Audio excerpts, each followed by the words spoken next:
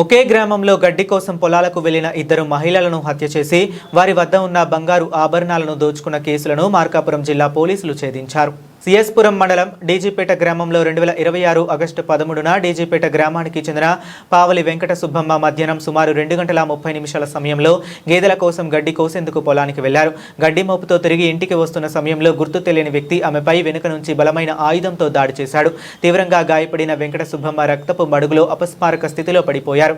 ఆమె మెడలోని బంగారు సరుడు, చెవి కమ్మలు, చెవి చుట్టలు దోచుకుని నిందితుడు అక్కడి నుంచి పరారయ్యాడు. తీవ్ర గాయాల కారణంగా ఆమె మృతి చెందారు. ఈ ఘటనపై మృతురాలి సోదరుడు సిఎస్పురం పోలీస్ స్టేషన్లో ఫిర్యాదు చేయగా పోలీసులు కేసు నమోదు చేసి దర్యాప్తు ప్రారంభించారు. కేసును సవాలుగా తీసుకున్న మార్కాపురం జిల్లా ఎస్పీ తన స్వీయ పర్యవేక్షణలో 8 మంది ప్రత్యేక బృందాలను ఏర్పాటు చేశారు.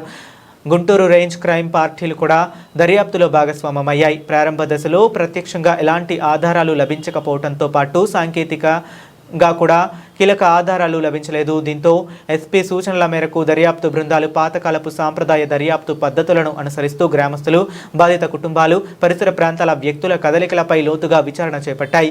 ఈ క్రమంలో నేరం జరిగిన తరువాత కూడా గ్రామస్తులు, బాధిత కుటుంబాల మధ్య ఎలాంటి అనుమానం లేనట్లు తిరుగుతున్న అదే గ్రామానికి చెందిన పావలి సురేష్ తండ్రి తిరుపతయ్యపై పోలీసులు దృష్టి సారించారు. పలు కోణాల్లో విచారణ జరిపి సేకరించిన ఆధారాలను సాంకేతిక ఆధారాలతో ధృవీకరించిన అనంతరం సురేష్ను పోలీసులు అరెస్ట్ చేశారు.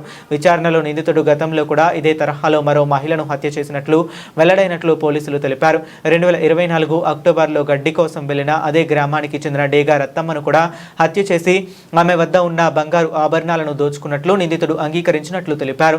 నిందితుడి స్టేట్మెంట్ ఆధారంగా 2 నేరాల్లో ఉపయోగించిన గొడ్డలి, ఇనుప నాగలి, కర్ర, అలాగే దోచుకున్న బంగారు ఆభరణాలను పోలీసులు స్వాధీనం చేసుకున్నారు. ఒకే గ్రామంలో జరిగిన 2 మహిళల హత్యలు, బంగారు ఆభరణాల దోపిడీ కేసులను ఛేదించి నిందితుడిని అరెస్ట్ చేయడంలో కీలకంగా పనిచేసిన దర్యాప్తు బృందాలను జిల్లా పోలీసు అధికారులు అభినందించారు.